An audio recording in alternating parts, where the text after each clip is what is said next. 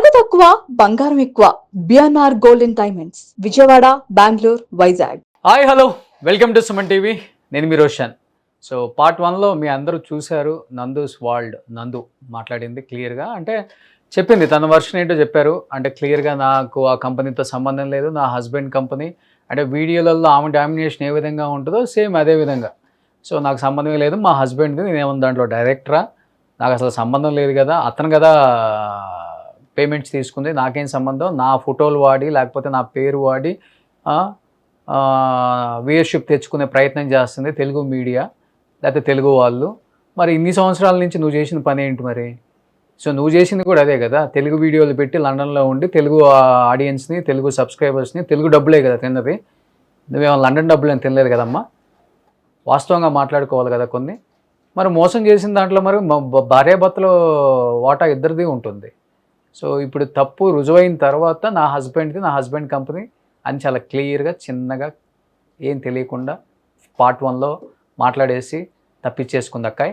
But part 2లో అంటే అసలుకి నక్కకి నాగలోకానికి తేడా లేదనమాట. వీళ్ళు చెప్పే మాటలకి, వీళ్ళు చేసే చేష్టలకి ఎంత దారుణంగా ఉన్నారంటే మనుషులు. ఇంత దారుణంగా ఉన్న ఈ సమాజంలో కూడా ఇంకా మోసపోయే వాళ్ళు మోసపోతూనే ఉంటున్నారు. మోసం చేసేవాడు మాత్రం ఎప్పుడు హీరోలాగే ఉంటున్నాడు. ఒక 4 రోజులు అనుకుంటారు, 4 రోజులు వీడియోలు వేస్తారు, 4 రోజులు జైల్లో పెడతారు, ఒక కేసు అవుతుంది, అంతకుమించి ఏమవుతుంది? 50 కోట్లు 100 కోట్లు దోచుకున్నాను కదా, దీంతో ఎంజాయ్ చేయొచ్చు. లేకపోతే మన మాట వినే పోలీసులు, లేకపోతే మన మాట వినే వాళ్ళకు డబ్బులు ఇచ్చేసి కొనవచ్చు. ఆ జైలుకి కూడా పోయే పని లేదు కదా. అంత అంత అంత సిగ్గు శరం లేకుండా తప్పు చేసేస్తున్నారు అసలుకి. మనం ప్రేమిస్తున్నాం, వాళ్ళే మనల్ని ప్రేమించట్లా. మనల్ని కళ్ళబొల్లు కబుర్లు చెప్పి, దొంగ అబద్ధాలు చెప్పి, దొంగ వీడియోలు చేసి, దొంగ సెంటిమెంట్లు వర్కౌట్ చేసి, దొంగలు దోచుకుంటున్నారు. వాళ్ళు దొరలు అవుతున్నారు చివరికి. దొంగలయ్యే వాళ్ళు ఎవరంటే మనమే, విక్టిమ్సే అవుతున్నారు చివరికి. మీరు ఎందుకు ఇచ్చారా అని మిమ్మల్నే ప్రశ్నిస్తారు చూసే ఆడియన్స్ అందరూ కూడా. తీసుకుందామని ఏం ప్రశ్నించరు. ఆమెకు ఎట్టో సిగ్గులేదు, తప్పు చేసేస్తారు వాళ్ళు ఈజీగా. ఆమెనే కాదు, సెలబ్రిటీ మోజులో ఉన్న ప్రతి వాడు కూడా తప్పు చేయడం అనేది చాలా ఈజీ. పెద్ద పెద్దోళ్ళే చేస్తున్నారు, వీళ్ళంతా ఆఫ్టర్ ఆల్ అసలుకి. పెద్ద పెద్దోళ్ళే తప్పులు చేస్తున్నారు, పెద్ద పెద్దోళ్ళే చెక్ బౌన్స్లు అవుతున్నాయి, పెద్ద పెద్దోళ్ళే జైలుకి పోతున్నారు, పెద్ద పెద్దోళ్ళే తిప్పి మాట్లాడుతున్నారు, పెద్ద పెద్దోళ్ళే భజన చేసుకుంటున్నారు, పెద్ద పెద్దోళ్ళే ఊడిగం చేసుకుంటున్నారు. ఒక రకంగా చెప్పాలంటే వీళ్ళు ఆఫ్టర్ ఆల్ వాళ్ళ ముందు. మరి వాళ్ళు చేస్తున్నప్పుడే లేనిది వాళ్ళనే సమాజం ప్రేమిస్తుంది, వాళ్ళనే సమాజం చేసిన తప్పులను మర్చిపోయి యాక్సెప్ట్ చేస్తుంది. ఆఫ్టర్ ఆల్ మేమెంత అనుకుంటున్నారు చిన్నవాళ్ళు. ఇంకా చిన్నవాళ్ళు ఇన్ ద సెన్స్ ఒక రకమైన ఇన్ఫ్లుయెన్సర్లు, యూట్యూబర్లు, లేకపోతే కొద్ది గొప్ప ఒక 10-20 సినిమాలు చేసిన సెలబ్రిటీస్, ఒక 10 పాటలు పాడిన సింగర్సు, ఇలాంటి వాళ్ళందరూ కూడా. సో వీళ్ళున్నంతకాలం ఈ సమాజానికి ఎప్పుడూ కూడా చీడపురుగులు అని చెప్పుకోవచ్చు ఒక రకంగా చెప్పాలంటే. ఏమో పార్ట్ 2లో కొన్ని మాట్లాడింది. ఎన్ని కబుర్లు చెప్తారంటే మాట్లాడుతుంది నందు మేడం. జాతకాల పేరుతో మా రీల్స్ వాడుతున్నారని ఆ రీల్స్ ని ఆపేయడం కోసం ఆ పేజ్ ని క్లోజ్ చేశారు. జాతకాల పేజ్ వాళ్ళకి ఐపీఆర్ రైట్స్ చేశారు, అందువల్ల ఆ పేజెస్ క్లోజ్ అయింది. నా పేజ్ స్టిల్ అవైలబుల్. ఓకే చెప్పండి. ఇప్పుడు నేను అనేది ఏంటంటే మీకు రోషన్ గారు ఒక మాట బాగుంది అనిపించింది. ఎన్ని రకాల వీడియోలు పెడతారు, మరి ఒక వీడియో పెట్టొచ్చు కదా. మీరు ఇంటర్వ్యూస్ చాలా బాగా చేస్తారు, నేను అగ్రి. కనీసం ఎదుటి వాళ్ళు మీరు క్వశ్చన్ అడిగినప్పుడు మాట్లాడడానికి ఛాన్స్ ఇవ్వండి. మొత్తం స్టోరీ అనుకుంటా మధ్యలో మీరే చెప్పేస్తే నేను ఏం మాట్లాడేది. జరిగింది, మీరు అటు వెళ్ళారు, తర్వాత ఏంటి? ఎక్స్ప్లాయిటేషన్ జరిగిందని మాకు ఒక ఎంప్లాయీ ద్వారా తెలిసింది. తెలియగానే ఇమీడియట్ గా పార్ట్నర్షిప్ ఆగిపోయింది. మీరు చూసుకోమన్నారు, మధు కంటిన్యూ చేశాడు. ఎక్కడెక్కడ డ్యామేజ్లు జరిగినాయో అవి క్లియర్ చేయడానికి ట్రై చేశాడు. ఆ ఎక్స్ప్లాయిటేషన్ లో మన ఎంప్లాయీస్ ఆల్రెడీ 3 ఉన్నారు, దే ఆర్ ఇన్వాల్వ్డ్. సో వాళ్ళని జాబుల నుంచి తీసేశారు. ఇక వాళ్ళు ఎప్పుడైతే మన కంపెనీకి అప్పట్లో స్పాన్సర్షిప్ లైసెన్స్ ఉండేది, అంటే ఏంటంటే మన ఎంప్లాయీస్ కి మనమే వీసా చేసుకోవచ్చు మధు కంపెనీకి. సో అట్లా వాళ్ళు ఉండేవాళ్ళు. ఎప్పుడైతే మనం ఇక్కడ జాబ్ తీస్తామో జాబ్ తో పాటు వాళ్ళ వీసా పోతుందండి. ఇకంటే జాబ్ మీద ఉన్నారు కదా, సో ఆబ్వియస్ గా ఏం చేస్తారు, వాళ్ళ ఫ్యామిలీస్ కి ఇంపాక్ట్ పడుతుంది. ఆ పగతో మన 1 year నుంచి బ్లాక్ మెయిల్ చేస్తారు. మేము జస్ట్ ఇగ్నోర్ చేస్తాం, ఏదైనా ఉంటే పోలీస్ స్టేషన్ లో చూసుకోవాలి, వాళ్ళు ఇగ్నోర్ చేస్తాం. ఈ కంట్రీలో సోషల్ మీడియాలో ఏది పడితే అది పోస్ట్ చేయకూడదు. ఇంకోటి ఫస్ట్ థింగ్, నేను ఎప్పుడు మాకు రెస్టారెంట్స్ ఉన్నాయి, రిక్రూటింగ్ ఏజెన్సీలు ఉన్నాయి, ఓల్డ్ ఏజ్ హోమ్స్ ఉన్నాయి, ఇవన్నీ నేను ఎప్పుడు యూట్యూబ్ లో చెప్పలా. అవి చెప్పినప్పుడు వేరే ఇవన్నీ నేను ఎందుకు ప్రమోట్ చేస్తాను? ఇంకోటి నందూస్ వరల్డ్ ఛానల్ చూసి ఎవరు అక్కడికి రాలా, అక్కడికి వచ్చింది ఇక్కడ ఉన్న గుడ్ రెప్యుటేషన్ తో వచ్చారు. ఒక పర్సన్ ఈ కంట్రీ వచ్చి, శివ అనే పర్సన్, ఇబ్రహీంపట్నంలో ఉండే పర్సన్ ఈ కంట్రీ వచ్చి అమ్మాయిల వీడియోస్ తీసి బ్లాక్ మెయిల్ చేయటం వల్ల అందులో ఒక అమ్మాయి మా కంపెనీ ఎంప్లాయర్ అవ్వటం వల్ల మాకు కంప్లైంట్ చేయడం జరిగింది. అదే పర్సన్ ఈ కంపెనీకి బ్రోకర్ గా వర్క్ చేశాడంట. అలా కొంతమంది ఫైల్స్ ఇచ్చి వాళ్ళకి వీసాలు, జాబ్ సర్వీసులు చేసేవాడు. జస్ట్ బ్రోకర్, స్టూడెంట్ గా వచ్చి, చదువు లేదు. అతని మీద క్రైమ్ కేసులు ఉన్నాయి, డ్రంక్ అండ్ డ్రైవ్ కేసులు ఉన్నాయి. కంపెనీ డిపోర్ట్ చేసింది అతన్ని. వేరే ఏదో కంపెనీలో ఉన్నాడు స్టూడెంట్. ఆ పర్సన్ ఇబ్రహీంపట్నం వెళ్ళి గ్రడ్జ్ పెట్టుకొని ఇది Nandu's world YouTube channel business అని చెప్పి 900 మందికి బిజినెస్ గ్రూప్ లో ఉన్న వాట్సాప్ గ్రూప్ లో పీపుల్ కి మెసేజ్ పెట్టి అలా సర్క్యులేట్ చేసి రూమర్ స్టార్ట్ చేశాడు. అప్పుడు నేను డిసెంబర్ లో ఒక వీడియో పెట్టాను, ఒక షార్ట్, మా కంపెనీ పేరుతో ఇట్లా రెప్యుటేషన్ డ్యామేజ్ చేస్తారు, మాకు సంబంధం లేదు. అది అయిపోయింది. తర్వాత ఆ పర్సన్ ఇబ్రహీంపట్నంలో ఎవరికో పోలీసులకి డబ్బులు ఇచ్చి మేము నాన్ ఇండియన్ సిటిజన్స్ అయినా కూడా మా పేరు మీద ఇండియాలో కేసు పెట్టించాడు. మా పేరెంట్స్ కి మాకున్న బిజినెస్ లే తెలియకపోతే 75 years మా ఫాదర్ ఇన్ లా పర్సన్ ఆయన్ని యాడ్ చేసి పెడితే ఎఫ్ఐఆర్ చెల్లుద్దని గ్రీడ్ తో చేయించాడు. చేయించి ఆయన్ని పిలిచి ఆయన ఇంటి మీదకి వచ్చి బెదిరించటం, మాకు 10 లక్షలు ఇస్తే కేసు మార్చేస్తామని. అవన్నీ కూడా మీకు హైకోర్టులో కేసు వేసాం. పోలీసులు కాదు, ఆ అబ్బాయి పోలీస్ స్టేషన్, ఆ అబ్బాయి పోలీసులు కూడా కలిసి. తర్వాత అప్పటికి మేము ఇప్పుడు దాన్ని లీగల్ గా హైకోర్టులో ఎప్పుడో 3 months దాకా కేసు వేసాం. కేసు వేసి ఆ అబ్బాయికి నోటీస్ పంపించాం. మేము ఆ కంట్రీ సిటిజన్స్ కాదు, మేము వెయ్యలేం, మా పేరు మీద ఆ కంట్రీలో కేసు పెట్టలేదు. ఎందుకంటే మేము ఇక్కడ పాస్పోర్ట్ తీసుకున్నాం, కంపెనీ ఇక్కడ ఉంది, ట్రాన్సాక్షన్స్ ఏం జరిగినా ఇక్కడ జాబులు ఇక్కడ వీసాలు, లీగల్ గా వాళ్ళు ఇక్కడే చేయాలి. ఏం చేసినా ఇక్కడ ఈ కంట్రీలో కంపెనీ ఉంటే తీసుకెళ్లి ఫిలిప్పైన్స్ లో కేసు పెట్టలేరు కదండి. నిజమే, సింపుల్. ఎందుకు ఇండియాలో పెడుతున్నారు? అక్కడ రెప్యుటేషన్ వాళ్ళకు ఉంది. ఇక్కడ నిజం ఎక్కడుంటే అక్కడ కేసు పెట్టాలి. ఇక్కడ ఒకటి చెప్తున్నాను రోషన్ గారు, రియల్ గా వీసా స్కాములు జరుగుతాయి, రియల్ గా మోసాలు జరుగుతాయి. మీకు నాలెడ్జ్ ఉంది. మేము అప్పట్లో అందరికీ చెప్పాను ఈ మాట. ఈ వీసా బిజినెస్ మధు పాట స్టార్ట్ చేసినప్పుడు మా రిలేటివ్స్ అందరు చెప్పారు, మీరు ఐటీ బ్యాక్గ్రౌండ్ నుంచి వచ్చారు, మీరు మల్టిపుల్ బిజినెస్ లో ఉన్నారు, దీని జోలికి వెళ్ళొద్దంటే ఈ బురదని డీసెంట్ గా కూడా బిజినెస్ చెయ్యొచ్చు, మేము కష్టపడి పైకి వచ్చాము, జాబ్ రాకపోతే ఆ పెయిన్ ఏంటో మాకు తెలుసు, అది జరగకూడదు. ఎలిగేషన్ మీరు అలానే చెప్తే బాగుంటుంది, అట్లీస్ట్ మన త్రూ అన్న తెలుస్తుంది ఆడియన్స్ కి. ఇప్పుడు ఏమనుకుంటున్నారంటే ప్రతి ఒక్కళ్ళు నిజంగానే జరిగిందని అందరు అనుకుంటున్నారు కదా బయట. లాస్ట్ మంత్ మాట్లాడింది అప్పుడు నేను తప్పు చేయలేదు అన్నది అలిగేషన్, అంటే బయటకు వచ్చి మాట్లాడమని కూడా చెప్పాను. ఇప్పటికీ మాట్లాడదా, ఇవాళ డేట్ ఎంత ప్రెజర్ పెడతా, నాకు ఒకటి అర్థం కావట్లేదు. నేను రియాక్ట్ అయితే ఒక్క చిన్న వీడియో పెడితే ఎన్ని ఛానల్స్ లో చెప్పుకున్నారు. ఈ రియాక్షన్ దేనికి? జస్ట్ వాళ్ళ ఐడెంటిటీ బయటికి రావడానికి. రేపు ఈ మంత్ లో కోర్టులో, హైకోర్టులో హీరింగ్ ఉంది ఆ శివ అనే అబ్బాయిది.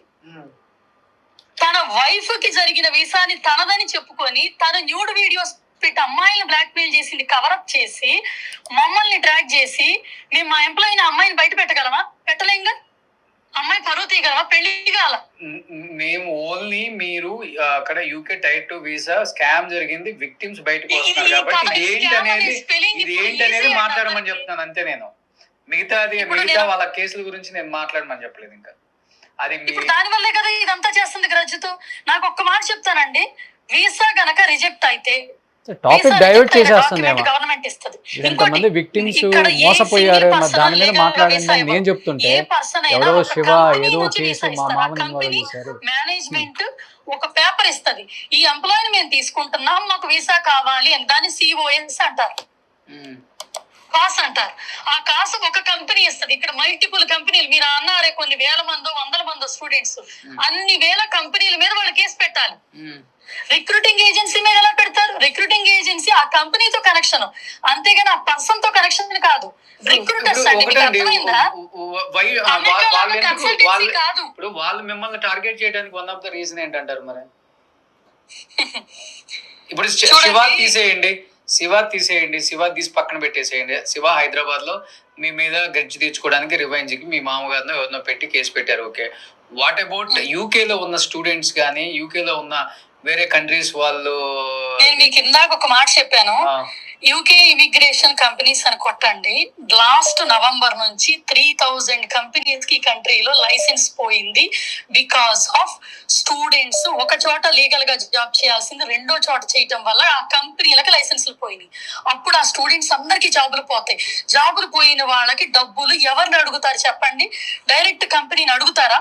అడిగే ధైర్యం ఉందా? వాళ్ళే తప్పు చేసినప్పుడు తీసేస్తారు కదా. వాళ్ళే తప్పు చేసినప్పుడు వాళ్ళ వీసా పోతుంది కదా. ఇప్పుడు వీసా పోయిందని చెప్పిన వాళ్ళు ఈ కంట్రీలో ఎలా స్టే చేస్తున్నారు? ఒక్కసారి మీరు ఈ కంట్రీలో వచ్చి ఎవరైనా ఎంక్వైరీ చేయించండి. లీగల్ గా ఈ కంట్రీలో ఎలా స్టే చేస్తున్నారు వీసా పోతే? Is that legal? కంట్రీలో వీసా పోతే వాళ్ళు యూకేలో ఇంకా eligible, they are working, they have a legal visa. ఎలా వచ్చింది లీగల్ వీసా? ఇక్కడ ఆల్రెడీ లీగల్ వీసా వచ్చిన వాళ్ళు కూడా ఇందులో విక్టిమ్ డ్రామా వేస్తున్నారు. 2021 లో వీసా వచ్చి 2021 లో జాబ్ చేసి 2026 లో జాబ్ పోతే ఏ కంపెనీ ద్వారా interviews, mock interviews, application fill up చేయించుకున్నారో ఆ కంపెనీని అటాక్ చేస్తున్నారు. నేను ఒక మాట చెప్తాను అనండి, 2021 నుంచి కంపెనీలో ఉంటే ఇప్పుడు ఎందుకు జరిగింది ఇది? ఒక్కసారి ఆలోచించారా? యూకే ఇమిగ్రేషన్ భయంకరమైన టైట్ అయింది.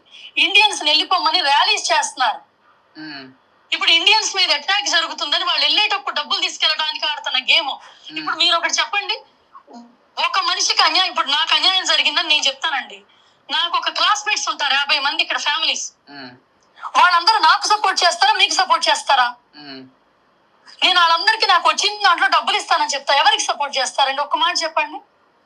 ఇక్కడ ఒక కంపెనీ మేనేజ్మెంట్ మీద ప్రాబ్లం ఉంటే ఆ కంపెనీ ఇంటి ఆడవాళ్ళని, పిల్లల్ని ఎందుకు లాగుతున్నారు? ఇండియాలో గుండాగిరి చేసినట్టు మా రెస్టారెంట్స్ మీదకి వచ్చి అటాక్ చేశారు. ఇది కరెక్ట్ గా నెల క్రితం, 3 నెలల క్రితం, 5 నెలల క్రితం మా రెస్టారెంట్ మీదకి వచ్చి ఎంప్లాయీస్ అటాక్ చేసి మ్యాన్ హ్యాండ్లింగ్ చేశారు. పోలీస్ కంప్లైంట్ ఇచ్చాం. ఇస్తే వాళ్ళు వార్నింగ్ ఇచ్చి ఇంకొకసారి ఆ ఊళ్ళో కనిపించిన డిపోర్ట్ చేస్తామని వార్నింగ్ ఇచ్చారు. నేను అదే సిచ్యువేషన్ లో సీసీటీవీ ఫుటేజ్ లో ఉంది. ఇక్కడ మనం ఏం పేకలేం. ఇండియా వెళ్ళి చూసుకుందాం, మనకి టిఆర్ఎస్ బ్యాక్గ్రౌండ్ ఉంది. ఈ మాట చెప్పారు. ఎవరికి టిఆర్ఎస్ బ్యాక్గ్రౌండ్? అక్కడ అదే రెస్టారెంట్ లో ఉన్న ఎంప్లాయీస్ కి. ఎవరైతే కొట్టించుకున్నారో, ఎవరైతే ఎంప్లాయీస్ మీద అటాక్ చేస్తున్నారో అప్పుడు మేము వెళ్లాల్సి వచ్చింది. మాకు కాల్ చేశారు పోలీసులకు. మేము కాల్ చేస్తే వాళ్ళు లైన్ లో పెట్టారు. 5 minutes గ్యాప్ లో ఎంత జరిగిందో దాన్ని డిఫెండ్ చేయడానికి నేను వెళ్ళి వాళ్ళని ఆపి ఇమీడియట్ గా పోలీసులను పిలిస్తే బిఆర్ఎస్ సపోర్ట్ ఉంది ఎవరికంట నాకు తెలియదండి. అందులో ఒక కపుల్ ఉన్నారు. వాళ్ళు ఏంటంటే ఆ అమ్మాయి మెడిసిన్ అని చెప్పి అబద్ధం చెప్పి ఇక్కడికి వచ్చి ఓల్డ్ ఏజ్ హోమ్ లో నాపీలు చేంజ్ చేయటం అమ్మాయి జాబ్. ఓకే, ఆ జాబ్ మనం సర్వీస్ ఆల్రెడీ జాబ్ చేయించి ఇంటర్వ్యూలు చేయించి సర్వీస్ ఛార్జ్ తీసుకున్నారు. ఇంటర్వ్యూలకు వెళ్ళినాక వీసా అప్లై చేసినాక వాళ్ళ ప్రాబ్లం, వాళ్ళ వల్ల వీసా రిజెక్ట్ అయింది. మన కాంట్రాక్ట్ లో ఉంటదండి, visa any reason government reject చేస్తే కంపెనీ ప్రాబ్లం కాదు. వాళ్ళ ఇంటర్వ్యూలో ఎనీ తప్పు చేయొచ్చు, అది అదర్ థర్డ్ పార్టీ రెస్పాన్సిబుల్ కాదు, అది సైన్ చేస్తారు వాళ్ళు. ఇక్కడ లీగల్ గా ఎందుకు ప్రొసీడ్ అవ్వట్లేదు? If it is a mistake. ఇంకోటి 5 years నుంచి ఈ కంపెనీ ఉన్నప్పుడు 5 years లో ఎందుకు జరగలేదు? ప్రవీణ్ కూడా క్లియర్ గా చెప్పాడు. 3 months లో జరుగుతుంది. సో అక్కడ కేసు ఎందుకు పెట్టరు అంటే మేము కూడా కొనడానికి వెళ్తున్నాం వీసా, అలా చెప్తే కేసు అవుతుంది, అందుకని ఇండియాకి వచ్చి కేసులు పెట్టుకుంటున్నాను. అది కూడా కేసు అతను విన్ అవుతాడు. ఇక్కడ మీకు ఒక్కటి అర్థం కావట్లేదు. మీరు అమెరికాలో అంటారు చూసారా కన్సల్టెన్సీ అని. మాది కన్సల్టెన్సీ కాదు, మధుది రిక్రూటింగ్ ఏజెన్సీ. కన్సల్టెన్సీ అంటే మంత్లీ డబ్బులు తీసుకుంటారు, శాలరీలో పర్సంటేజ్. రిక్రూటింగ్ ఏజెన్సీ అంటే just we recruit, that's it, మన జాబ్ అయిపోయింది. We are not responsible there visa processing help చేస్తాం. వీళ్ళలో ఇంగ్లీష్ రాదు, ఇండియా నుంచి ఫేక్ సర్టిఫికేట్లు పెట్టుకుని అదర్ కంపెనీస్ ద్వారా వచ్చారు. ఇక్కడికి వచ్చి కష్టాలు ఉన్నాయని చెప్పి బ్యాక్ డోర్ లో హెల్ప్ అడుగుతారు. మనం చెయ్యం. అక్కడ మీరు కొన్ని చూడండి, పిల్లల మీద యాసిడ్ పోస్తాము, వైఫ్ మీద యాసిడ్ పోస్తాం, ఇండియా వస్తే అటాక్ చేస్తామని ఎన్నో మెసేజ్లు పాస్ట్ 3 years నుంచి పెట్టినా మేము కంప్లైంట్ ఇక్కడ చేసాం. వీఆర్ ఇక్కడ సిటిజన్స్, ఇండియాలో కాదు. మీరు చెప్పే విక్టిమ్స్ ఎవరైతే వీళ్ళంతా విక్టిమ్స్ కాదని చెప్తున్నారో వాళ్ళ మీద మీరు కేసు ఫైల్ చేశారు. అక్కడ 5 కేసులు ఫైల్ చేశామండి. ఇండియాలో లాగా ఎఫ్ఐఆర్ కాపీ ఇవ్వరు. ఇక్కడ ఒక రిఫరెన్స్ నెంబర్ ఇస్తారు. ఆ రిఫరెన్స్ నెంబర్ కి ఒక పాస్వర్డ్ ఉంటది. ఆ పాస్వర్డ్ మేము కొట్టినప్పుడు డేటా వస్తుంది. సైబర్ సెక్యూరిటీ హెరాస్మెంట్ కింద మేము ఇప్పుడు 2 కేసులు అయినాయి. ఎవ్రీ 48 hours ఒక్కటి కూడా వాళ్ళ ఛానల్ లో రిలీజ్ చేయాలి. అప్రోచ్ అవుతారు. ఇంకొకటి ఎవరైతే రెస్టారెంట్ మీద ఫైట్ చేశారన్నారో ఆ రెస్టారెంట్ వీడియో కూడా రిలీజ్ చేయాలి. ఎందుకంటే రెస్టారెంట్ మీద నిజంగానే వాళ్ళ బాధతో అటాక్ చేసి ఉంటారు వాళ్ళు. అందరూ కంప్లైంట్ చేశారు. వచ్చారు, మా దగ్గర సీసీటీవీ ఎవిడెన్స్ ఉంది. లీగల్ గా సీసీటీవీ ఈ కంట్రీలో ఒక పర్సన్ ని డిఫేమ్ చేయకూడదు. ఇప్పుడు ఎక్కడ చేస్తారు? ఇండియాలోనే కదా. సో ఇప్పుడు ఫైనల్ గా మిస్టేక్ జరగలేదు, మాది కన్సల్టెన్సీ కాదు, రిక్రూట్మెంట్ చేసాము, అయిపోయింది. వాళ్ళు ఇప్పుడు ఆ కంపెనీ జాబ్ అయిపోతుంది. రిక్రూట్ అయిపోయినాక వీసా రిజెక్ట్ అవ్వటం, వీసా యాక్సెప్ట్ అవ్వటం రిక్రూటింగ్ ఏజెన్సీ ప్రామిస్ కాదది. ఆ కాంట్రాక్ట్ లో ఏమని సైన్ ఉంటదంటే, మేము మాక్ ఇంటర్వ్యూస్ చేస్తాము, సర్వీస్ చార్జెస్ చేస్తాము. అందరూ ఏం చేస్తారు? తెలుగులోనే ఒక వీడియో రిలీజ్ చేయొచ్చు కదండి, ఇట్లా చేసి మమ్మల్ని ఫ్రాడ్ చేస్తున్నారు కదా, మేమేమో ఫ్రాడ్ చేయలేదు. ఇవాళ 3 PM కి నేను 5 రోజుల క్రితం చేసిన వీడియో ఎడిటింగ్ అయిందండి. 3 PM కి ఇవాళ ఒకటి కామెడీతో రిలీజ్ అవుతుంది. ఆ కామెడీ వీడియోలో what is social media harassment మీద నేను చేశాను. వీడియో రిలీజ్ అయింది. ఒక యాపిల్ కొంటే ఒక షాప్ లో అది పుచ్చిపోయింది అనుకోండి, షాప్ వాడు కారణం, యాపిల్ చెట్టు కారణం, ఎవరు కారణం? ఇష్టపడి డబ్బులు ఇచ్చి కొనుక్కున్న పర్సన్ దాన్ని ఎలా తీసుకుంటాడు అనేది ఉంటది. ఇక్కడ ఎవ్వరు డబ్బులకి ఫోర్స్ చేయలేదంట కదా. మాకు ఒక్క ఎంప్లాయీ పోస్ట్ చేయలేదంట ఆ కంపెనీలో. మధు ఆర్గ్యుమెంట్ రాగానే మధు ఇన్వాల్వ్మెంట్ వస్తుంది. ఎందుకంటే ఒక పర్సన్ మేము ఎప్పుడు మా సోషల్ మీడియా ఫేమ్ వాడి బిజినెస్ చేయలేదే. మాకు ఇక్కడ బోల్డ్ రెస్టారెంట్స్ ఉన్నాయి కదా, బిజినెస్ చేసే రోజులు అదే నేను చెప్తుంది. అదే నేను అంటుంది. మరి అలాంటప్పుడు సోషల్ మీడియా హెరాస్మెంట్ నాకెందుకు స్టార్ట్ అవుతుంది? అంతే కదా. ఇప్పుడు రోషన్ గారు మిమ్మల్ని ఒక క్వశ్చన్ అడుగుతాను, చెప్పండి. ఎవరో ఒక రీల్ పంపించారు మా ఫ్రెండ్స్, మాకున్న ఇప్పుడు లైఫ్ అంట వీళ్ళందరూ స్టూడెంట్స్ మోసపోయి మా దగ్గర విక్టిమ్స్ అయ్యారని చెప్తున్నారే, వాళ్ళ డబ్బులు వల్ల అంటున్నారు. కానీ 2000 వీళ్ళు పుట్టక ముందు 2008 లో మేము కొనుక్కున్న ఇల్లు ఛార్జ్ చేస్తుందండి. ఇప్పుడు గవర్నమెంట్ అడగట్లేదు వాళ్ళు, మరి చెప్పండి. గవర్నమెంట్ ఫీజు ఇంత ఉంటది. తర్వాత ఏమడుగుతాడు ఆ పర్సన్? నా ఫ్రెండ్స్ 4 ఉన్నారు, మా అందరికి కలిపి ఎంత అవుతుంది అంటే 16 లక్షలు అని చెప్తారు. మా టీం అంతా వాళ్ళు పంపించిన ఎవిడెన్స్ మీద వర్క్ చేస్తున్నారు, ఏదో స్టూడెంట్స్ కూడా.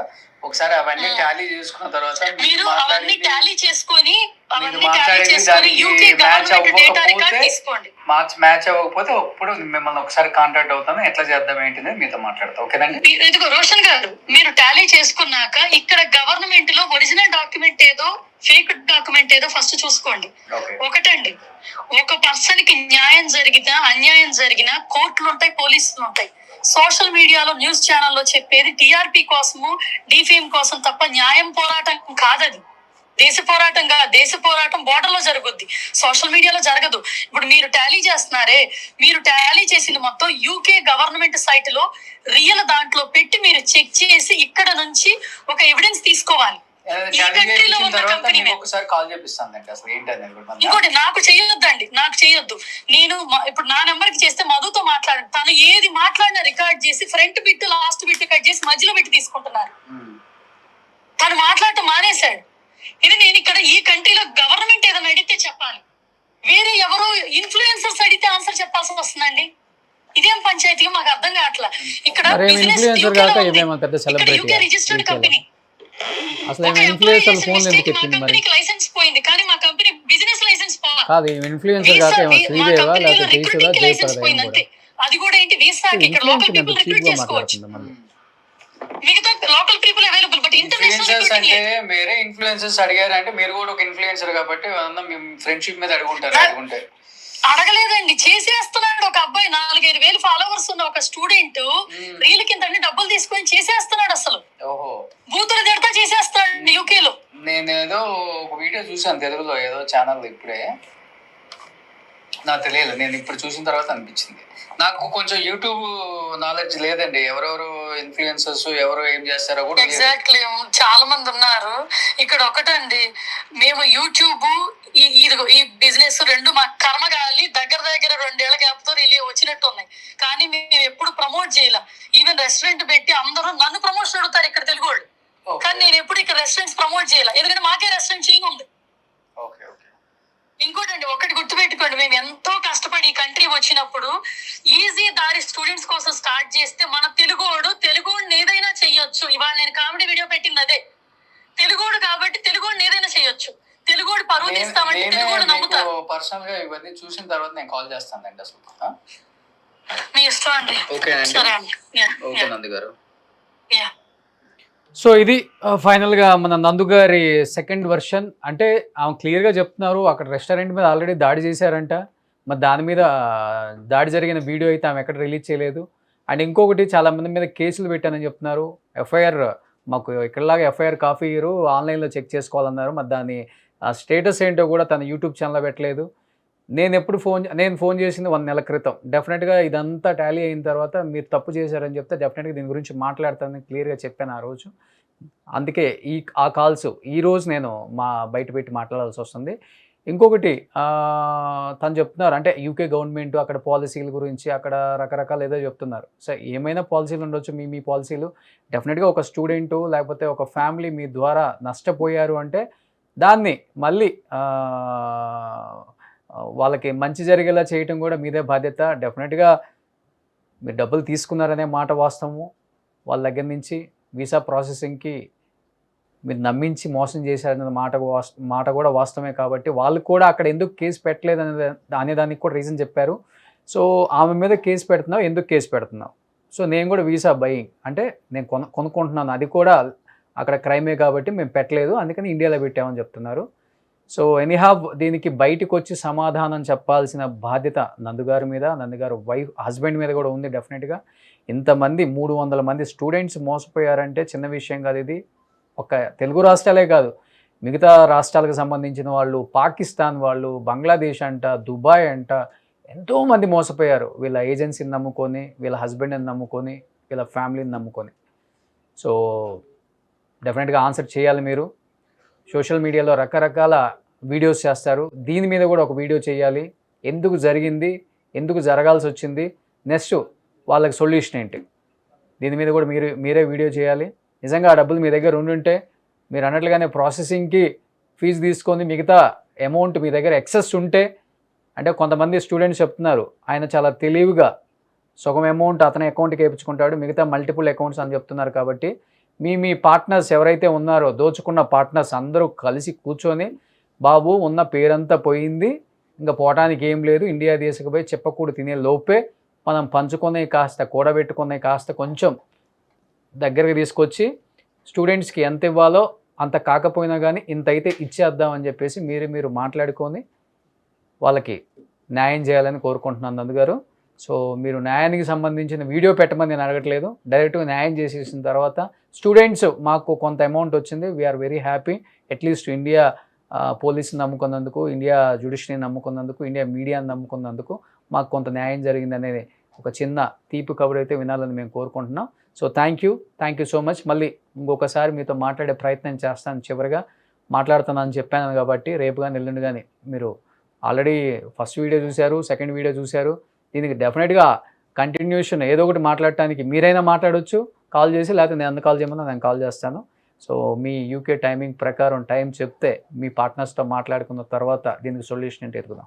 Thank you so much. Suman టీవీలో మీ పర్సనల్ అండ్ బిజినెస్ ప్రమోషన్స్ కోసం కింది నెంబర్కి కాంటాక్ట్ చేయండి.